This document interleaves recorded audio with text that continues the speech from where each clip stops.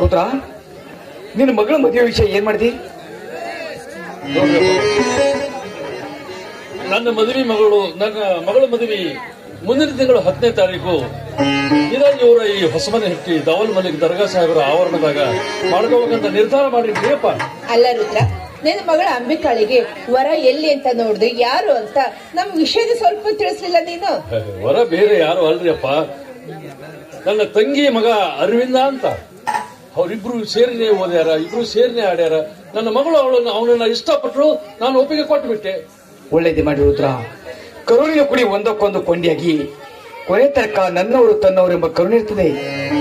ಮೇಲಾಗಿ ತಂಗಿ ಮಗ ಅಂದ್ಮೇಲೆ ತುಂಬಾ ಪ್ರೀತಿಯಿಂದ ಜೋಪಾನ ಮಾಡಬಹುದು. ಇರ್ಲಿ, ವರನಿಗೆ ವರೋಪಚಾರ ಏನಾದ್ರೂ ಮಾತಾಡಿದ್ರೇನು? ವರೋಪಚಾರ ಅಂತದ್ದೇನು ಮಾತಾಡಿಲ್ರಿ ಅಪ್ಪ. ನನ್ನ ತಂಗಿ ಅಣ್ಣ, ನಿನ್ನ ಮಗಳಿಗೆ ಅಷ್ಟ ಕೊಟ್ಟರೆ ನನಗೆ 1 ಕ್ವಿಂಟಲ್ ಬಂಗಾರ ಕೊಟ್ಟಕ್ಕಾಗ್ತೈತೆ ಅಂತ ಹೇಳಿದ್ರೆ, ಅದಕ್ಕೆ ಬರೀ ನಾನು ನನ್ನ ಮಗಳಿಗೆ ಅಷ್ಟ ಕೊಟ್ಟಿದ್ದೆ. ಏನೋ ದೇವ್ರ ಇಚ್ಛೆ, ಏನೋ ಮಾಡ್ಬೇಕಂತ ಆಸೆ ಐತಿ. ಆದ್ರೆ ದೇವ್ರ ಏನ್ ನಡೆಸ್ಕೊಡ್ತಾನೋ ಆ ದೇವರಿಗೆ ಗೊತ್ತು. ರುದ್ರ, ನಿನಗಿರೋಳು ಒಬ್ಳೆ ಮಗಳು ಗಂಡ ಮನೆಗೆ ಹೋಗ್ಬೇಕಾದ್ರೆ ಹಾಗೆ ಕಳಿಸಬಾರ್ದು. ತವ್ರ ಮನೆ ಉಡುಗೊರೆಯಾಗಿ ಏನಾದ್ರೂ ಕೊಟ್ಟು ಕಳಿಸ್ಬೇಕಾಗತ್ತೆ. ನೋಡು, ನಿನ್ನಿಂದ ಸಾಧ್ಯವಾದ್ರೆ ಕೊಟ್ಟು ಕಳಿಸು. ಇಲ್ದಿದ್ರೆ ಅವಳ ಪಾಲಿಗೆ ನಾವು ತಂದೆ ತಾಯಿಗಳಾಗಿ ಏನಾದ್ರೂ ಉಡುಗೊರೆ ಕೊಟ್ಟು ಕಳಿಸ್ತೀವಿ. ಏನಂತ್ಯ? ಹೌದು ಮಾದೇವಿ, ನೀನ್ ಹೇಳುವ ಮಾತು ಸತ್ಯ. ರುದ್ರ ಎಷ್ಟೋ ವರ್ಷಗಳಿಂದ ನಮ್ಮ ಮನೆಯಲ್ಲಿ ದುಡಿತಾ ಬಂದಿದ್ದಾನೆ. ಅವನ ಮಗಳ ಮದುವೆ ದಿವಸ ಮಗಳಿಗೂ ಅಳಿಯನಿಗೂ ಮೈ ತುಂಬ ಬಟ್ಟೆ ಮಾಡಿ ಚಿನ್ನದ ಸರ ಹಾಕಿದ್ದಾಯ್ತು. ರುದ್ರ, ನಿನ್ನ ಮಗಳ ಮದುವೆ ಸಲುವಾಗಿ 5 ಲಕ್ಷ ರೂಪಾಯಿ ಹಣ ಕೊಡ್ತೀನಿ. 4 ಜನ ಮೆಚ್ಚುವಾಗಿ ಮದುವೆ ಮಾಡು. ಬೇಡ್ರಿಯಪ್ಪ, ನನ್ನ ಮೇಲೆ ಅಷ್ಟು ಹೆಚ್ಚು ಹಾಕ್ಬೇಡ್ರಿ. ದುಡ್ಡು ಕೊಟ್ಟು ನನ್ನ ಮೇಲೆ ಭಾರ ಹಾಕ್ಬೇಡ್ರಿ ಅಪ್ಪ. ಅಲ್ಲ, ನೀವಿಬ್ರು ಮದುವೆ ಮಂಟಪಕ್ಕೆ ಬಂದು ಮದುಮಕ್ಕಳಿಗೆ ಆಶೀರ್ವಾದ ಮಾಡಿದ್ರೆ ಅಷ್ಟ ಸಾಕ್ರಿ ಅಪ್ಪ. ನನಗೆ ಅಷ್ಟ ಸಾಕು. ನೋಡುದ್ರ, ನೀನು ತುಂಬಾ ಸ್ವಾಭಿಮಾನಿ ಅಂತ ನನಗೆ ಗೊತ್ತು. ನಾನು ಕೊಡೋ ದುಡ್ಡು ನೀನು ಸಾಲ ಅಂತ ಕೊಡ್ತಾ ಇಲ್ಲ, ನಿನ್ನ ಮೇಲಿಟ್ಟು ಪ್ರೀತಿ ವಿಶ್ವಾಸ ಕೊಡ್ತಾ ಇದ್ದೀನಿ. ಮಾದೇವಿ, ಒಳಗಡೆ ದುಡ್ಡಿದೆ, ತೆಗೆದುಕೊಂಡು ಬಾ.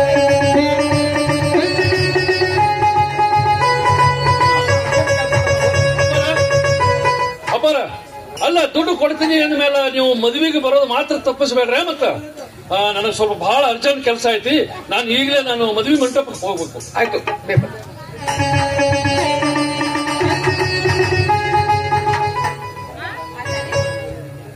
ರುದ್ರನಿಗೆ ಹಣ ಕೊಡ್ಬೇಕು, ಹಣ ತಗೊಂಡ್ ಬಾ ಅಂತ ಹೇಳಿದ್ರಿ, ರುದ್ರನೇ ಇಲ್ಲಲ್ಲ. ಮಾದೇವಿ, ಏನೋ ಅರ್ಜೆಂಟ್ ಕೆಲಸ ಆಯ್ತು ಅಂತ ಹಾಗೆ ಹೋಗ್ಬಿಟ್ಟ ನೋಡು. ಹೋಗ್ರಿ, ನೀವು ಅದ್ರ ಹೋಗಿ ಕೊಟ್ಟು ಬನ್ನಿ.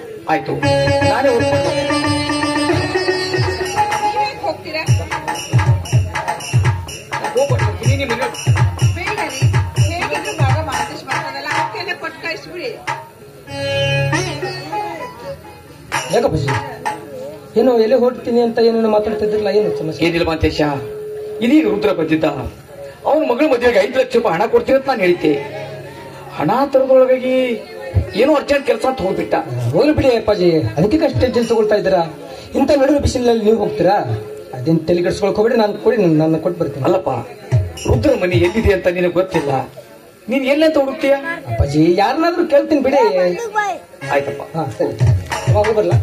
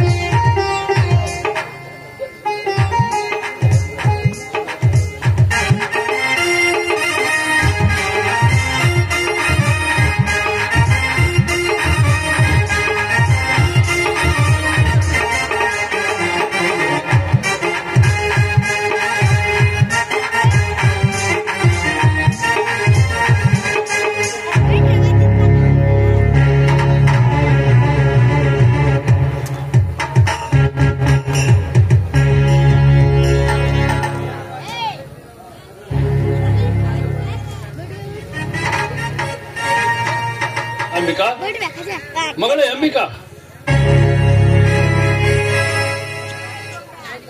ಬಾರಮ್ಮ. ಅಲ್ಲ ಅಂಬಿಕಾ, ಈ ಮನೆಗೆ ಬಂದಾಗಲಿಂದ ನಾನು ನೋಡ್ತಾ ಇದ್ದೀನಿ. ಅಲ್ಲ, ದಿನಾಲು ನೀನು ದೇವರ ಪೂಜೆ, ವ್ರತ, ಉಪವಾಸ ಇದನ್ನು ಮಾಡ್ತಾನೆ ಇರ್ತೀಯಲ್ಲ, ಯಾಕೆ? ಅಪ್ಪ, ಆ ದೇವರಲ್ಲಿ ನಾನೇನು ಕೇಳ್ಕೊಳ್ಳಲ್ಲ. ತಾಯಿಯನ್ನು ಕಳೆದುಕೊಂಡು ನಿರ್ಭಾಗ್ಯಳಾದ ನನ್ನನ್ನು ತಂದೆ ತಾಯಿ ಪ್ರೀತಿ ವಾತ್ಸಲ್ಯದಿಂದ ನೀನು ನನ್ನ ಮಮತೆಯಿಂದ ಸಾಕಿದ್ದೀನಿ. ಇಷ್ಟೆಲ್ಲ ಕಾರಣಕ್ಕೆ ನೀವೇ ಕಾರಣ ಅಲ್ಲಪ್ಪ. ಎಷ್ಟೇ ಆದ್ರೂ ನಾನು ನಿಮ್ಮ ಮುತ್ತಿನ ಮಗಳಾಗಿ ನಿಮ್ಮ ಮುಂದೆ ನಿಂತಿದ್ದೀನಪ್ಪ. ಮಗಳೇ ಅಂಬಿಕಾ, ನಿನ್ನನ್ನು ಆ ತರ ಬೆಳೆಸೋದಕ್ಕೆ ಒಂದು ಕಾರಣ ಇದೆ ಅಮ್ಮ. ನಿನ್ನ ಹೆತ್ತವ್ವ ನಿನ್ನನ್ನು ಹಡಿದ ಕೂಡಲೇ ಸತ್ತು ಹೋದ. ಸಾಯೋ ಮುಂಚೆ ನನ್ನಿಂದ ಒಂದು ವಚನ ತೆಗೆದುಕೊಂಡಳು. ನೋಡಿ, ನಮ್ಮ ಹಾಗೆ ನಮಗೆ ಹುಟ್ಟುವ ಮಕ್ಕಳು ಇನ್ನೊಬ್ಬರ ಮನೆ ಮುಂದೆ ಹೋಗಿ ಕೈ ಒಡ್ಡುವ ಮಕ್ಕಳಾಗಬಾರದು. ನಮ್ಮ ಹಾಗೆ ಮನೆಯೆಲ್ಲ ಮುಸುರಿ ತಿಕ್ಕಬಾರದು, ಅಲ್ಲಿ ಇಲ್ಲಿ ದುಡಿಬಾರದು ಅಂತ ಹೇಳಿ ನಿನ್ನನ್ನು ನಮ್ಮ ಹುಟ್ಟಿದ ಮಗುವನ್ನು ಹೆಣ್ಣಾಗ್ಲಿ ಗಂಡಾಗ್ಲಿ ಅವನು ಉನ್ನತ ಶಿಕ್ಷಣವನ್ನು ಕೊಡಿಸಿ ಅವಳಿಗೆ ಒಳ್ಳೆ ವಿದ್ಯಾಭ್ಯಾಸ ಕೊಡಿಸಿ ಬೆಳೆಸಿ ಅಂತ ಹೇಳಿದ್ರು. ಒಳ್ಳೆ ಸುಸಂಸ್ಕೃತ ಗಿಣಿಯಾಗಿ ಬೆಳೆಸಿ ಅಂತ ನನ್ನ ವಚನ ತೆಗೆದುಕೊಂಡು ನಿನ್ನ ತಾಯಿ ಸತ್ತು ಹೋದು. ನಿನ್ನ ತಾಯಿಗೆ ಕೊಟ್ಟ ಮಾತಿನಂತೆ ನಿನ್ನನ್ನು ಸುಶಿಕ್ಷಿತರಾಗಿ ಬೆಳೆಸಿದೆ. ಬೆಂಗಳೂರಿನಲ್ಲಿ ಶಾಲೆ ಕೈಯಲ್ಲಿ ಇಟ್ಟೆ. ಈಗ ನೀನು ಬೆಳೆದು ದೊಡ್ಡವಳಾಗಿದ್ದೀಯ. ಆದಷ್ಟು ಬೇಗನೆ ನಿನ್ನ ಮದುವೆಯೊಂದನ್ನು ಮುಗಿಸಿ ನೀನು ಆದಷ್ಟು ಬೇಗನೆ ನಿನ್ನ ಗಂಡನ ಕೈಯಿಂದ ಕರಿಮಣ ಸರ್ವವನ್ನು ಕಟ್ಟಿಸಿಕೊಂಡು ನಗುನಗುತ್ತಾ ಗಂಡನ ಮನೆಗೆ ಕಳಿಸುವುದೊಂದೇ ನನ್ನ ಹೆತ್ತಪ್ಪನ ಆಶೆ ಅಮ್ಮ, ಹೆತ್ತಪ್ಪನ ಆಶೆ. ಅಪ್ಪ, ನೀವು ಹೇಳಿದ ಹಾಗೆ ನನ್ನನ್ನು ಪ್ರೀತಿ ವಾತ್ಸಲ್ಯ ಮಮತೆಯಿಂದ ನಾನು ಕೇಳಿದ ಹಾಗೆ ನನಗೆ ವಿದ್ಯಾಭ್ಯಾಸ ಎಲ್ಲವನ್ನ ಕೊಡಿಸಿದ್ದೀರಾ. ಸಾಲದು ಅಂತ ನಾನು ಇಷ್ಟಪಟ್ಟ ವರರೊಂದಿಗೆ ನನ್ನ ಮದುವೆ ಮಾಡ್ತಾ ಇದ್ದೀರಾ ಅಂದಮೇಲೆ ಈ ಮನೆಗೆ ಕೀರ್ತಿ ತರುವ ಕಳಸ ಹಾಕ್ತೀನಿ ವಿನಃ ಈ ಮನೆಗೆ ಕಳಂಕ ತರುವ ಹೆಣ್ಣಾಗೋದಿಲ್ಲಪ್ಪ. ಗಂಡನ ಮನೆಯಲ್ಲಿ ಏನೇ ಕಷ್ಟ ಬಂದ್ರು ಅದನ್ನು ಸಹಿಸ್ಕೊಂಡು ಹೋಗ್ತೀನಿ ಅಂತ ಹೇಳಿ ನಿಮಗೆ ವಚನ ಕೊಡ್ತಾ ಇದ್ದೀನಪ್ಪ. ಸಂತೋಷವಾಯ್ತಮ್ಮ, ನಿನ್ನ ಮಾತು ಕೇಳಿ ತುಂಬಾ ಸಂತೋಷವಾಯ್ತು. ನೋಡ್ಬೋದು, ಹೆತ್ತವರೆಲ್ಲರೂ ತಮ್ಮ ಮಕ್ಕಳಿಗೆ ಹೇಳುವ ಮಾತನ್ನೇ ನಾನೇನು ಹೇಳ್ತಾ ಇದ್ದೀನಿ. ಲಕ್ಷ್ಯ ಕೊಟ್ಟು ಕೇಳು. ನೋಡು, ಹೆಣ್ಣು ಯಾವಾಗಲೂ ಮಾನ ಅಪಮಾನ ಎಲ್ಲವನ್ನೂ ಕಳೆದುಕೋಬಹುದು, ಆದರೆ ಹೆಣ್ಣುತನ ಮಾತ್ರ ಕಳ್ಕೋಬಾರದು. ಹೆಣ್ಣುತನ ಕಳೆದುಕೊಂಡ ಹೆಣ್ಣು ಮನೆಯಲ್ಲಿರುವುದೇನು, ಮಸಣಕ್ಕೆ ಹೋಗುವುದೇನು, ಎರಡೂ ಅಷ್ಟೇ. ಈ ಮಾತು ನಡೆಸಿಕೊಡು ಅಂತ ನನ್ನ ಕೈ ಬಂದು ನನ್ನ ಮೈಯಲ್ಲಿ ಹರಿತಿರುವುದು ನಿಮ್ಮ ರಕ್ತ ಅಪ್ಪ. ಏನೇ ಕಷ್ಟ ಬಂದ್ರು ಈ ನಿಮ್ಮ ಮಗಳು ಕಳಂಕಿಂತೆ ಆಗಿ ಬಾಳೋದಿಲ್ಲಪ್ಪ. ಇದಕ್ಕೆ ನಿಮ್ಮ ಪವಿತ್ರ ಪಾದಗಳೇ ಸಾಕ್ಷಿ. ಗಂಡನ ಮನೆಯಲ್ಲಿ ಚಿಕ್ಕ ಚಿನ್ನವಾಗಿ ನೀನು ಬದುಕಬೇಕು. ನೆರೆಹೊರ ಪಾಳಿಗೆ ಪ್ರೀತಿ ಕೊಡುವ ಹಣ್ಣಾಗಿ ಬದುಕಬೇಕು. ಯಾರಾದರೂ ಮನೆಗೆ ಅತಿಥಿಗಳು ಬಂದರೆ ಬರ ಮಾಡಿಕೊಳ್ಳುವ ಅರಗಿಳಿ ನೀನಾಗಬೇಕು. ಸರಿ, ನಾನು ಸ್ವಲ್ಪ ಮದುವೆ ಮಂಟಪಕ್ಕೆ ಹೋಗಿ ಬರ್ತೀನಿ. ಮನೆ ಕಡೆ ಆದಷ್ಟು ಬೇಗನೆ ಬರ್ತೀನಿ. ಆಯ್ತಪ್ಪ.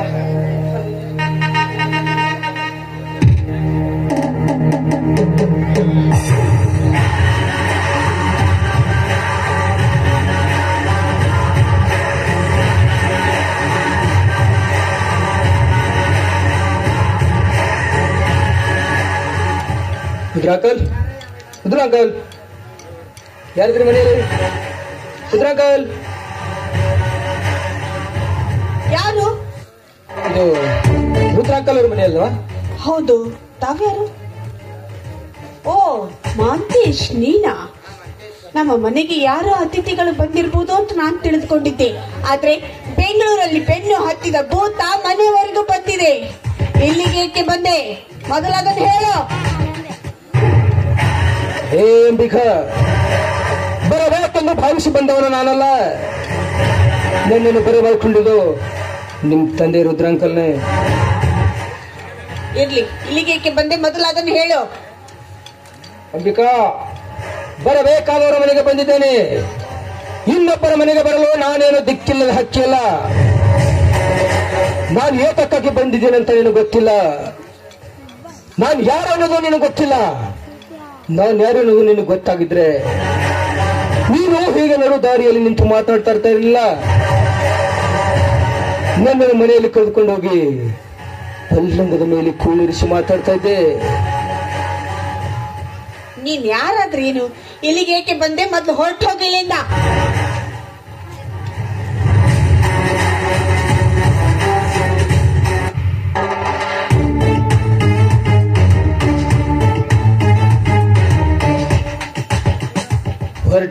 ಬಂದಿಲ್ಲ ಅಂಬಿಕಾ. ಹರಿಯವ ನಿನ್ನ ಯೌವನವನ್ನು ಉಳುವುದಕ್ಕೆ ಬಂದಿದ್ದೇನೆ ಅಂಬಿಕಾ. ನಾನ್ಯಾರೆಂಬುದು ನಿನಗಿನ್ನೂ ಗೊತ್ತಿಲ್ಲ ಅಲ್ಲ. ಹತ್ತೂರಿಗೆ ಒಡೆಯನಾಗಿರುವ ಧನ್ರಾಜ್ ಧಣಿಯವರ ಏಕೈಕ ಪುತ್ರ ನಾನೇ. ಮಗನ ನೀನು? ಹೌದು ಅಂಬಿಕಾ. ಯಾಕೆ ಅಂಬಿಕಾ, ನಿನ್ನ ಮಾತನಾಡುವ ನಿನ್ನ ನಾಲಿಗೆ ನಾಚಿಕೊಂಡಿತೆ ಅಥವಾ ನಿನ್ನ ಮೈಯಲ್ಲಿರುವ ರಕ್ತ ಹೆಪ್ಪುಗಟ್ಟಿತೆ? ಯಾಕಂಬಿಕಾ, ನಾನು ನಿನ್ನನ್ನು ಪ್ರೀತಿಸಿದು ತಪ್ಪಾಯ್ತಾ? ನಿನ್ನನ್ನು ಕಂಡು ನನಗೆ ತುಂಬಾ ದುಃಖವಾಗ್ತಾ ಇದೆ. ದುಃಖವಾಗ್ತಾ ಇದೆ? ಯಾಕೆ ಅಂಬಿಕಾ? 10 ಜನರಿಗೆ ಬುದ್ಧಿ ಹೇಳುವ ಶಿವಶರಣರ ಮಠದಲ್ಲಿ ಗಿಳಿ ಹುಟ್ಟುವುದು ಬಿಟ್ಟು ಎಂಜಲು ತಿನ್ನುವ ನಾಯಿ ಹುಟ್ಟಿದೆ. ಮೂಗಿಗೆ ಮೂಗೂತಿ ತೊಡುವಳು ನಿನಗೆ ಇಷ್ಟು ಸೊಕ್ಕಿರ್ಬೇಕಾದ್ರೆ ಮೀಸ ಹೊತ್ತ ಕಾಣಿಸೋ ನಾನು. ಏ ಅಂಬಿಕಾ, ಯಾಕೆ ಸುಮ್ಮನೆ ಹಠ ಮಾಡ್ತಾ ಇದೀಯ ಅಂಬಿಕಾ? ನೋಡು, ನನ್ನ ಪ್ರೀತಿಸಿದ ಅರಗಿಣಿ ನನ್ನ ಮನೆಯ ಪಕ್ಕನೇ ಇದೆ ಅಂತ ನನಗೆ ಈಗ ಗೊತ್ತಾಯ್ತು ಅಂಬಿಕಾ. ನೋಡು ಅಂಬಿಕಾ, ಹಠ ಮಾಡುವ ಹೆಣ್ಣನ್ನು ಕಂಡ್ರೆ ಓಡುವ ಕುದುರೆಯನ್ನು ಬೆನ್ನಟ್ಟಿ ಬೇಟೆಯಾಡಿದಷ್ಟು ಸಂತೋಷ ಈ ಮಹಾಂತೇಶನಿಗೆ. ಸ್ವಲ್ಪ ಯೋಚನೆ ಮಾಡೋ ಅಂಬಿಕಾ. ಯಾಕೆ ನಾನು ಅಷ್ಟೊಂದು ರೂಪವಂತಿ? ಹೌದು ಅಂಬಿಕಾ, ಎಂದು ನಿನ್ನನ್ನು ಕಾಲೇಜಿನಲ್ಲಿ ನೋಡಿದೆನೋ ಅಂದೇ ನಾನು ನಿನ್ನ ಮೇಲೆ ಮನಸ್ಸೋತು ಹೋಗ್ಬಿಟ್ಟಿದ್ದೆ. ನಿನ್ನೊಂದಿಗೆ ನಾನು ಅಂಬಿಗನಾಗಿ ಈಜಬೇಕೆಂಬ ಆಸೆ ಹುಟ್ಟಿ ಬಂದಿದ್ದೇನೆ. ನೋಡೋಬಿಕ, ಒಂದೇ ಒಂದು ಸರಿ ನೀನು ಸಹಕರಿಸಿದರೆ ನೀನು ಮದುವೆ ಯಾರ ಜೊತೆನಾದ್ರೂ ಮಾಡ್ಕೋ, ಬಟ್ ಒಂದೇ ಒಂದು ಕ್ಷಣ ನೀವು ನನ್ನವಳಾಗ್ಬೇಕು ಅಂಬಿಕಾ. ಮಾಂತೇಶ್, ನಿನ್ಗೊಂದು ಪ್ರಶ್ನೆ ಕೇಳ್ತೀನಿ, ಅದಕ್ಕೆ ಸರಿಯಾದ ಉತ್ತರ ಕೊಡ್ತೀಯಾ? ಅಂಬಿಕಾ, ಒಂದು ಪ್ರಶ್ನೆ ಯಾಕಂಬಿಕಾ, 100 ಪ್ರಶ್ನೆ ಕೇಳು, ಧಾರಾಳವಾಗಿ ಉತ್ತರ ಕೊಡ್ತೀನಿ ಅಂಬಿಕಾ. ಮಾನವ ಹೊಟ್ಟೆ ಹಸಿದಾಗ ಏನ್ ತಿಂತಾನೆ? ಏನಂಬಿಕಾ, ಮಾನವ ಹೊಟ್ಟೆ ಹಸಿದಾಗ ಅನ್ನನೇ ತಿನ್ಬೇಕಲ್ಲ. ಅನ್ನದ ಬದಲು ಶಗಡೆ ಏಕೆ ತಿನ್ನಬಾರದು? ನೋ ಅಂಬಿಕಾ, ಮಾನವ ಹೊಟ್ಟೆ ಹಸಿದಾಗ ಅನ್ನನೇ ತಿನ್ಬೇಕು ಹೊರತು ಸಗಣಿ ಯಾವನಾದ್ರೂ ತಿಂತಾನ? ದೇವರಿಗೆಂದು ಮೀಸಲಿಟ್ಟ ಎಡೆಯನ್ನು ತಿನ್ನಲು ಬಂದ್ರೆ ಅದನ್ನು ಶಗಡಿ ತಿನ್ನಂತೆ ಅರ್ಥ ಅಲ್ಲವೇ? ಅಂಬಿಕಾ,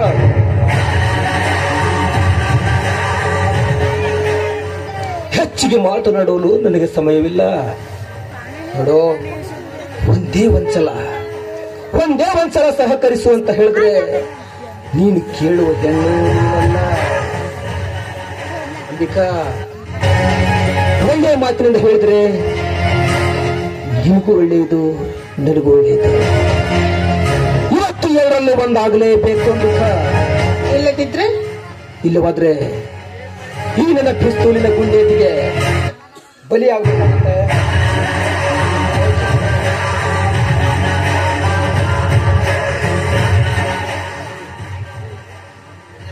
ಸದ್ಯ ಹೇಗಾದ್ರೂ ಮಾಡಿ ಇಲ್ಲಿಂದ ಇವನನ್ನು ಸಾಗಿಸಿದ್ರಾಯ್ತು. ಮಾಂತೇಶ್, ನೀವು ನನ್ನನ್ನು ಇಷ್ಟೊಂದು ಪ್ರೀತಿ ಮಾಡ್ತೀರಾ ಅಂತ ನಾನು ಮನಸ್ಸಲ್ಲೂ ನೆನೆಸಿರ್ಲಿಲ್ಲ. ಇಂದೇ ಆ ಮ್ಯಾರೇಜ್ ಕ್ಯಾನ್ಸಲ್ ಮಾಡಿ ನಿಮ್ಮೊಂದಿಗೆ ಮದುವೆ ಆಗ್ತೀನಿ, ಸರಿನಾ? ಹೌದಂಬಿಕಾ, ನಿಜವಾಗ್ಲು ಈ ಮಾತನ್ನ ನಂಬಬೇಕಾ? ಸತ್ಯವಾಗ್ಲು ಅಂಬಿಕಾ, ಇದರಲ್ಲಿ ಏನು ಮೋಸ ಇಲ್ಲ ತಾನೆ? ಖಂಡಿತವಾಗ್ಲೂ ಇಲ್ಲ. I love you Ambika, I love you so. ನೆನೆಸ್ಕೊ ನಿನ್ನ ಮನೆ ದೇವರನ್ನು. ಒಳ್ಳೆ ಮಾತಿಂದ ಇಲ್ಲಿಂದ ಹೊರಟೋದ್ರೆ ಸರಿ, ಇಲ್ಲದಿದ್ರೆ ನನ್ನ ಕೈಯಲ್ಲೇ ಅಂತಿ ಕಾಣಬೇಕಾಗುತ್ತೆ. ಹೊರಟು ಹೋಗಬಾರ್ದಿಲ್ಲಿಂದ. Cool down Ambika, cool down Ambika. ನಾನು ಇಲ್ಲಿ ಮೋಸ ಮಾಡ್ಬೇಕಂತ ಬಂದಿಲ್ಲ ಅಂಬಿಕಾ. ನೋಡು, ಇಲ್ಲಿ ನಮ್ ತಂದೆ ದುಡ್ಡು ಕೊಟ್ಟಿದ್ರು, ನಿಮ್ ತಂದೆ ಕೊಡುವಂತ ದುಡ್ಡು ಕೊಟ್ಟಿದ್ರು ನೋಡು ಅಂಬಿಕಾ. ನಮಸ್ಕಾರ.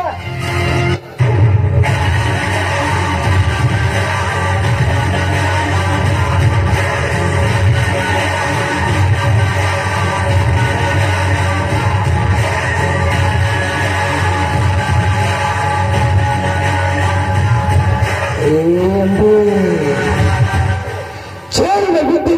ಬಾರದ ಹೆಣ್ಣು ನೀನು.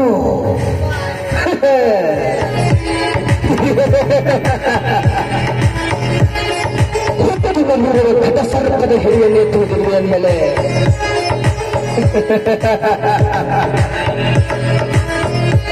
ಈ ಮಹದೇಶ ನಿನ್ನನ್ನು ಸುಮ್ಮನೆ ಬಿಡ್ತಾ ಇದ್ದೇನೆ ಅಂತ ತಿಳ್ಕೊಂಡಿದ್ಯಾ? ಅಂಬಿಕಾ, ಮುಗಿತು. ನನ್ನ ನಿನ್ನ ಸರಸ ಸಲ್ಲಾಪರಾಟ ಇನ್ನು ಸ್ಟಾರ್ಟ್ ಆಯ್ತು.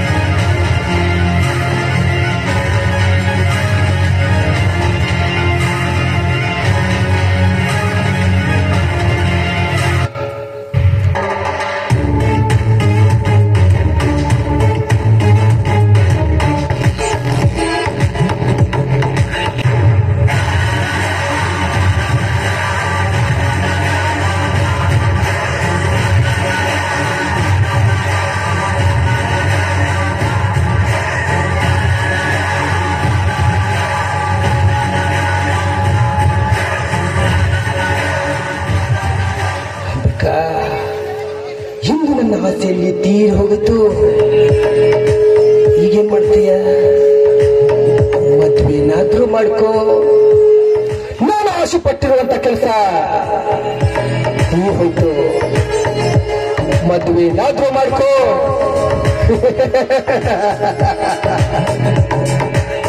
ಶೋಭನಾದ್ರೂ ಮಾಡ್ಕೋ.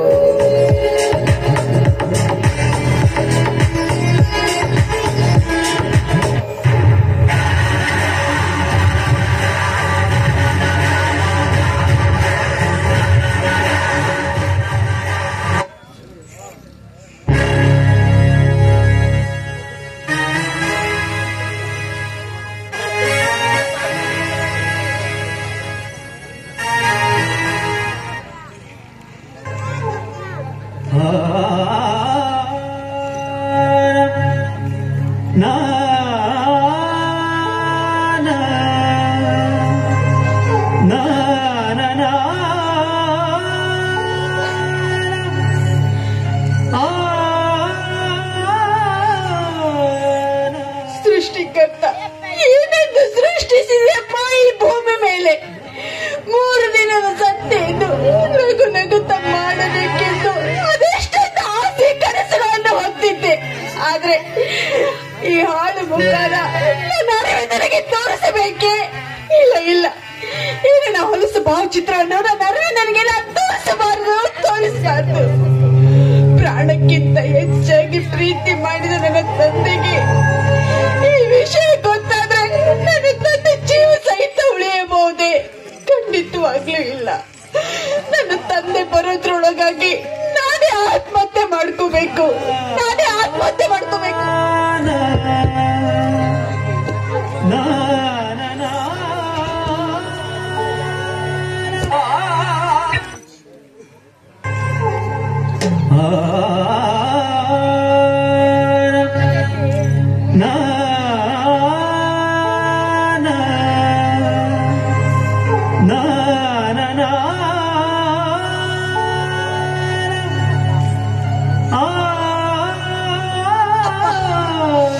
ನನ್ನ ತಂದೆ ಬರೋದ್ರೊಳಗಾಗಿ ಈ ವಿಷಯ ಗೊತ್ತಾಗಬಾರ್ದು ಅಂತೇಳಿ ನಾನೇ ಆತ್ಮಹತ್ಯೆ ಮಾಡ್ಕೊತಾ ಇದ್ದೀನಿ. ಅಪ್ಪ, ದಯವಿಟ್ಟು ಈ ನಿಮ್ಮ ಮಗಳನ್ನು ಕ್ಷಮಿಸ್ಬಿಡಿ ಅಪ್ಪ, ಕ್ಷಮಿಸ್ಬಿಡಿ.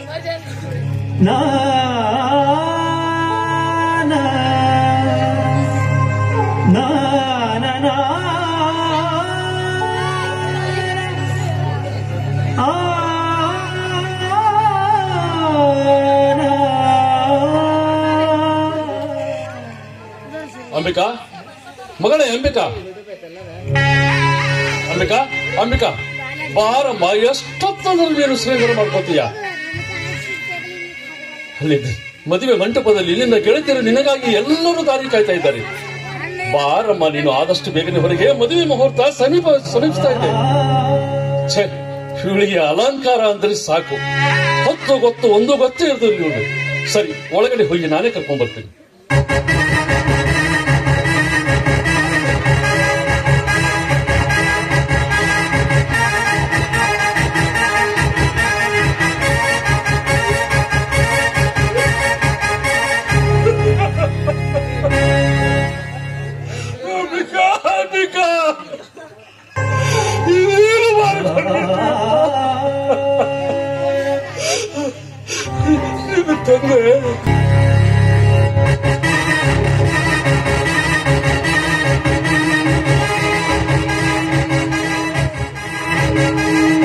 ಪ್ರೀತಿಯಪ್ಪನಿಗೆ ಈ ನಿಮ್ಮ ಮಗಳ ಅಂಬಿಕಾ ತಿಳಿಸುವುದೇನೆಂದರೆ, ತಾಯಿಯನ್ನು ಕಳೆದುಕೊಂಡು ತಬ್ಬರದ ನನ್ನನ್ನು ಅಕ್ಕರೆಯಿಂದ ಮಮತೆಯಿಂದ ಲಾಲನೆ ಪಾಲನೆ ಮಾಡಿ ಪೋಷಣೆ ಮಾಡಿದ್ರಿ.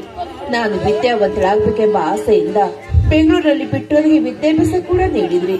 ನಾನು ಇಷ್ಟಪಟ್ಟಂತೆ ಅರವಿಂದನೊಂದಿಗೆ ನನ್ನ ಮದುವೆ ಮಾಡಲು ಸಿದ್ಧರಾದ್ರಿ. ಆದ್ರೆ ನನ್ನ ಮದುವೆ ದಿನ ನನ್ನ ಜೀವನದಲ್ಲಿ ನಡೆಯಬಾರದ ಘಟನೆಯೊಂದು ನಡೆದು ಹೋಯಿತು. ಅದೇನಂದ್ರೆ, ಈ ಊರಿನ ಆಗರ್ಭ ಶ್ರೀಮಂತರಾದ ಧನರಾಜ್ ದಣಿವ ಮಹಾಂತೇಶ್ ನಮ್ಮ ಮನೆಗೆ ಬಂದು ನನ್ನ ಶೀಲದಲ್ಲಿ ಕಾಮೆಂಬ ಹುಳಿಯನ್ನು ಹಿಂಡಿ ಹೊರಟು ಹೋದ. ಅಪವಿತ್ರವಾದ ನನ್ನ ದೇಹವನ್ನ ಮತ್ತೊಬ್ಬರಿಗೆ ಅರ್ಪಿಸುವುದು ಮಹಾಪಾಪ ಅಂತ ತಿಳಿದು ಇಂದು ನಾನೇ ಆತ್ಮಹತ್ಯೆ ಮಾಡ್ಕೊಂಡೆ. ನನ್ನಿಂದ ತಪ್ಪಾಗಿದ್ರೆ ದಯವಿಟ್ಟು ಕ್ಷಮಿಸಿ. ಇಂತಿ ನಿಮ್ಮ ಮಗಳು ಅಂಬಿಕಾ.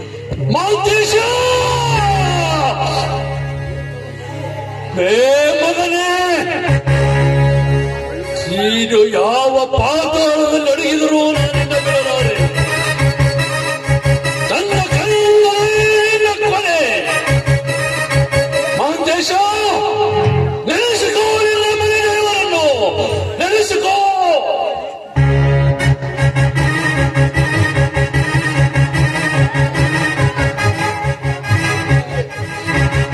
ಬರ್ತೀನಿ ಮಹಾಂತೇಶ, ಬರ್ತೀನಿ. ನಿನ್ನ ರುಂಡ ಚಂಡಾರಿ ತನ್ನ ಮಗಳ ಪಾದಕ್ಕೆ ರಕ್ತ ತಿಲಕವಿಟ್ಟಾಗಲೇ ನನ್ನ ಬರ್ತೀನಿ ಮಗನೇ, ಬರ್ತೀನಿ.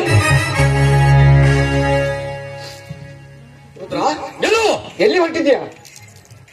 ನಿಲ್ಲು ಧನರಾಜ, ಒಂದೇ ಒಂದು ಹೆಜ್ಜೆ ಮುಂದಿಟ್ರೆ ನನ್ನ ಆಗಿದೆ. ಮದುವೆಗೆ ಬರುವ ಮಾನವರಲ್ಲರೂ ನೀವು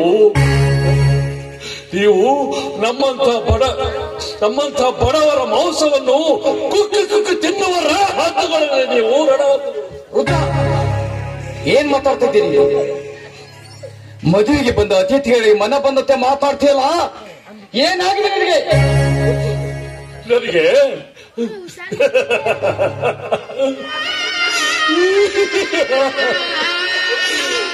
ಹುಚ್ಚು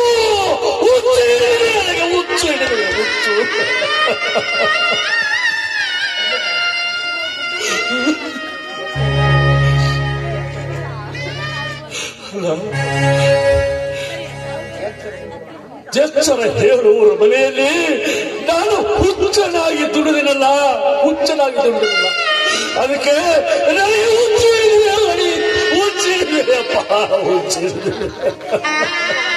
ರುದ್ರ, ಯಾಕೆ ರೀತಿ ಮಾತಾಡ್ತಾ ಇದೀಯಾ? ನಮ್ಮನ್ ಕಂಡ್ರೆ ಗೌರವದಿಂದ ಮಾತಾಡ್ತಾ ಇದ್ದ ನೀನು ಇಂದು ಏಕಾಂಶದಲ್ಲಿ ಮಾತಾಡ್ತಾ ಇದೆಯಲ್ಲ, ಏನಾಗಿದೆ ನಿನಗೆ? ಅಲ್ಲೋ, ಇವತ್ತು ನಿನ್ನ ಮಗಳ ಅಂಬಿಕಾಳ ಮದುವೆ ಅಲ್ವಾ? ಮದುವೆ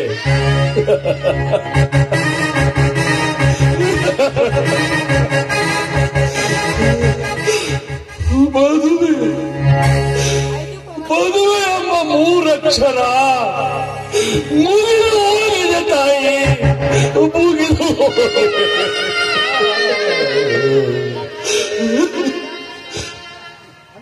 ರುದ್ರ, ಏನ್ ಮಾತಾಡ್ತಿದ್ದೀನಿ?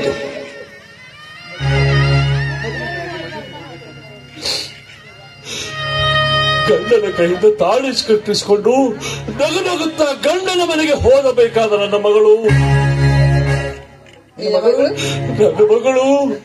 ಬಸಳದ ಮಲ್ಲಿಗೆಯಾಗಿ ಮನೆಯಲ್ಲೇ ಮಲಗಿಕೊಂಡಿದ್ದಾಳೆ. ನೋಡ್ರಪ್ಪ, ಏನಾಯ್ತು ನಿನ್ ಮಗಳಿಗೆ?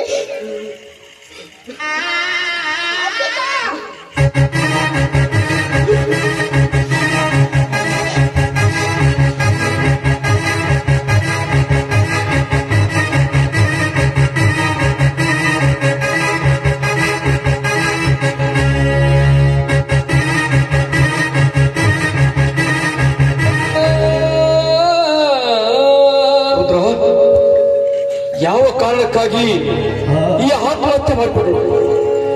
ಯಾವ ಅವಮಾನಕ್ಕಾಗಿ? ಯಾವ ಆಪತ್ತು ಬಂದಾಗಿತ್ತು ನಿನ್ನ ಮಗಳಿಗೆ? ಅವಮಾನ ಆಪತ್ತು ಎಂದು ತಂದೊಡ್ಡಿಕೊಂಡವಳಲ್ಲ ನನ್ನ ಮಗಳು. ಅವಳನ್ನು ಆಪತ್ತಿನಲ್ಲಿ ಒಡ್ಡಿ ಅವಳನ್ನ ಅತ್ಯಾಚಾರ ಮಾಡಿ ಕೊಲೆ ಮಾಡಿಬಿಟ್ಟು ಯಾರ ನೀಚ ಹೇಳಿದ್ರೆ ಯಾರ ಅಂತ? ರುದ್ರ, ನಿನ್ನ ಮಗಳ ಅಂಬಿಕಾಳ ಸಾವಿಗೆ ಕಾರಣದ ಕುಲಘಾತಕ ಯಾರು ಅಂತ ಯಾರು? ಆ ಕುಲಘಾತಕ ಬೇರೆ ಯಾರು ಅಲ್ಲ, ಯಾರು? ನಿಮ್ಮ ಹೊಟ್ಟೆಯಲ್ಲಿ ಹುಟ್ಟಿದ ಏಕಮಾತ್ರ ಪುತ್ರ ಮಹಾಂತೇಶ.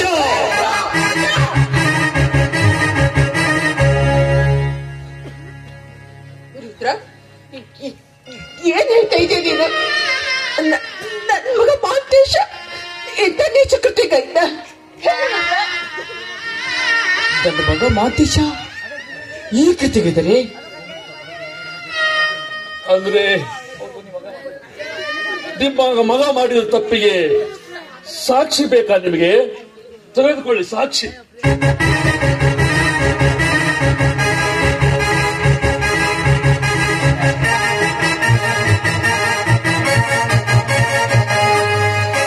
ಮಹಾಂತೇಶ ಮಹಾಂತೇಶ ಮಹಾಂತೇಶ, ನೀನು ಶಿವಚಂದ್ರ ಮಠದಲ್ಲಿ ಸಾಕಿದ ಗಿಡಿ ಅಂತ ನಾನು ತಿಳಿದಿದ್ದೆ. ಆದ್ರೆ ಕಟುಕರ ಮಾತು ಕೇಳಿ ಆಸಿ ಮಾಂಸ ತಿನ್ನು ರಣ ಹಾಕು ನೀನಾಗ್ತಿ ಅಂತ ನಾನು ತಿಳಿದಿರ್ಲಿಲ್ಲ. ಮಹಾಂತೇಶ, ನೀನಿಂತ ನೀಚ ಕೆಲಸ ಮಾಡ್ತೀಯ ಅಂತ ನಾನು ಕನಸು ಮನಸ್ಸಲ್ಲೂ ನೆನೆಸಿರ್ಲಿಲ್ಲ. ಮಹಾಂತೇಶ, ಕನಸು ಮನಸ್ಸಲ್ಲೂ ನೆನೆಸಿರ್ಲಿಲ್ಲ. ಯಾರು ನೆನೆಸಿಕೊಂಡಿರಲಿಲ್ಲ ಈ ಸನ್ನಿವೇಶವನ್ನು. ಕನಸನ್ನು ನನಸಾಗಿ ಮಾಡಿಕೊಂಡವನು ಇಲ್ಲಿಲ್ಲ. ಇಲ್ಲಿ ಉಳಿದವರು ನಾವು 3 ಜನ ಮಾತ್ರ. ನೋಡಿ ಸಂತೋಷ ಪಡಿ. ಬಡವನ ಮನೆ ಹಾಳಾದ್ರೆ ಭತ್ತ ಜಾಸ್ತಿ ಬೆಳೆಯುತ್ತೆ ಅಂತ ನಿಮ್ಮ ಕಲ್ಪನೆ. ನಿಮಗೆ ಮದುವೆಯಾಗಿ 3 ವರ್ಷ ಕಳೆದ್ರು ನಿಮ್ಮ ಹೊಟ್ಟೆಯಲ್ಲಿ ಒಂದು ಮಗು ಹುಟ್ಟಿಲ್ಲ ಅಂತ ತಿಳಿದು ನಾನು ಊರಲ್ಲಿರುವ ಎಲ್ಲ ದೇವರಿಗೆ ತುಪ್ಪದ ಅಭಿಷೇಕ ಮಾಡಿಸಿದೆ. ಯಾಕೆ ಗೊತ್ತಾ? ನಿಮ್ಮ ಹೊಟ್ಟೆಯಲ್ಲಿ ಒಂದು ಮಗು ಹುಟ್ಟಿ ಬರಲಿ ಅಂತ. ಆದ್ರೆ ನಿಮ್ಮ ಮಗ ಹಾಲುಣಿಸಿದವರಿಗೆ ವಿಷ ಕುಡಿಸಿ ಬಿಟ್ಟ.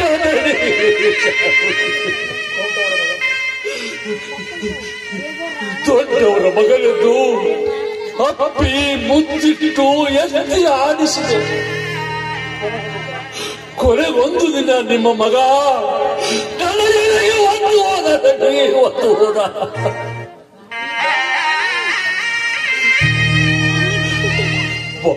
ಬಾಲವಂತರ ಮನೆತನವೆಂದು ನಿಷ್ಠೆಯಿಂದ ದುಡಿದೆ.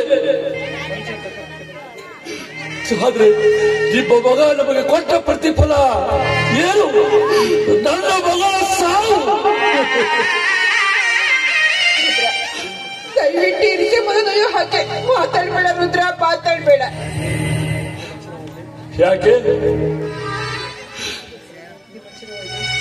ನಿಮ್ಮ ಮನಸ್ಸಿಗೆ ನಿಮ್ಮ ಮಗ ಮಾಡಿದ ತಪ್ಪು ಒಪ್ಪಿಕೊಂಡಿದ್ದ?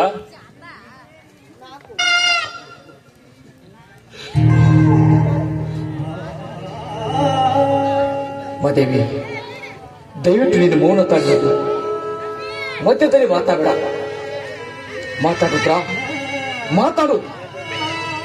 ನಿನಗೇನೇನು ಮಾತಾಡ್ಬೇಕಾಯ್ತು ಮಾತಾಡ್ಬಿಡು. ಇದಕ್ಕೆ ನನ್ನ ಅಭ್ಯಂತರವಿಲ್ಲ. ಯಾಕೆಂದ್ರೆ ಹೆತ್ತ ಮಕ್ಕಳನ್ನು ಕಳೆದುಕೊಂಡ ನೋವು ಹೆತ್ತ ಕರುಳಿಗೆ ಇರ್ತವಿನ ಎತ್ತು ನೋಡೋರಿಲ್ಲ. ತಪ್ಪು ಮಾಡಿದವರು ಯಾರೇ ಇರಲಿ, ತಪ್ಪು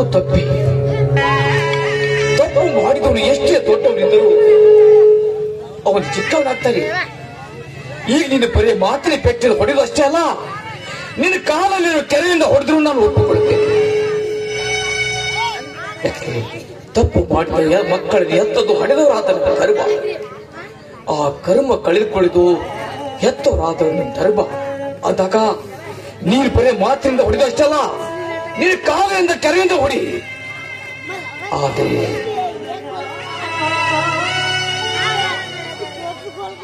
ಅಂದ್ರೆ ದಣಿ, ನಿಮ್ಮ ಮಗ ಮಾಡಿದ ತಪ್ಪು ಮರೆತು ಬಿಡು ಅಂತ ಹೇಳ್ತಾ ಇದ್ದೀರಾ? ಪುತ್ರ, ಮರೆತು ಬಿಡು ಅಂತ ಹೇಳಲು ನಾನೇನು ಮೂರ್ಖನಲ್ಲ. ಎಚ್ಚರ ತಪ್ಪಿ ನನ್ನ ಮಗ ಮಾಡಿದ ತಪ್ಪೆ ಶಿಕ್ಷೆ ಕೊಡಲು ನನಗೆ ಬಿಟ್ಟು ಬಿಡು. ಅದು ನಿನ್ನ ಕೈಯಿಂದ ಆಗ್ಬಾರ್ದು. ಯಾಕಂದ್ರೆ ಸುತ್ತ 40 ಹಳ್ಳಿ ಜನರಿಗೆ ಶಿಕ್ಷೆ ಕೊಟ್ಟ ನನಗೆ, ನಾನು ನನ್ನ ಮಗನಿಗೆ ಶಿಕ್ಷೆ ಕೊಡ್ತೆ ಹೋದ್ರೆ ಆ ದೇವರು ನನ್ನನ್ನು ಖಂಡಿತ ಮೆಚ್ಚುತ್ತಿಲ್ಲ. ರುದ್ರ, ಜಿತ್ರ ಬಿಟ್ಟು ಭಿಕ್ಷೆ ಕೇಳ್ತಿದ್ದೀರಿ, ಅದನ್ನು ಮಾತ್ರ ಇಲ್ಲ ಅಂತ ಹೇಳ್ಬಾರ್ದು. ಅದೇನು ಕೇಳಿ ರುದ್ರ, ನನ್ನ ಮಾತು ನಡೆಸ್ಕೊಡ್ತೀರಿ ಅಂತ ನನ್ನ ವಚನ.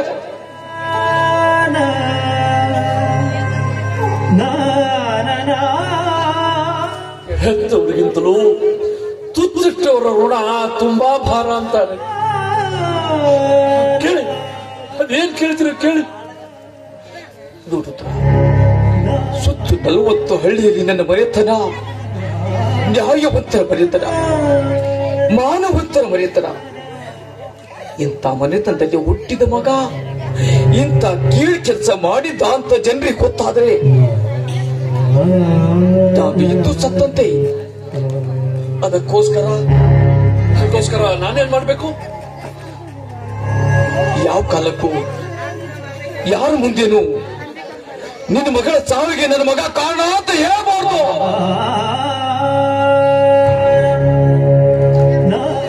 ಇದು ಆತ್ಮಹತ್ಯೆ ಅಲ್ಲ, ಆಕಸ್ಮಿಕ ಮರಣ ಅಂತ ಮುಚ್ಚಿ ಹಾಕಬೇಕು.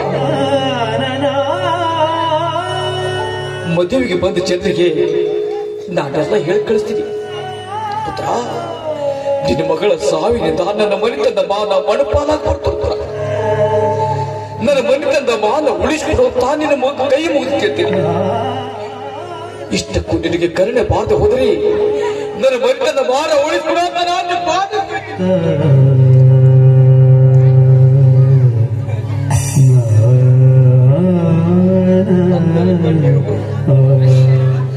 ಹತ್ತರೆ ಕಣ್ಣೀರು ಬರುವುದು ಸಹಜ, ಆದರೆ ನೀನು ಅಳು. ಕಣ್ಣೀರು ಬರದ ಹಾಗೆ ಅಳು ಅಂದ ಹಾಗಾಯ್ತು ನಿಮ್ಮ ಮಾತು. ಹೌದು ರುದ್ರ, ಇದು ಅನಿವಾರ್ಯ. ಕೈ ಸುಟ್ಟ ದೀಪದ ಕೋಪಕ್ಕೆ ಪಣತಿನ ಹೊಡಿಬಾರ್ದು. ರುದ್ರ, ಮದುವೆ ಪಂಚಾಯತಿಗೆ ನಾನೆಲ್ಲ ಕೇಳಿದ್ದೆ. ಹೌದು ರುದ್ರ, ಮಗ ಮಾಡಿದ ತಪ್ಪಿಗಾಗಿ ಅವನನ್ನು ಹೆತ್ತ ತಂದೆ ತಾಯಿಗಳಿಗೆ ಶಿಕ್ಷೆ ಕೊಡೋದಕ್ಕೆ ಹೋಗ್ಬೇಡ. ನೀನು ಸಹ ಅದೇ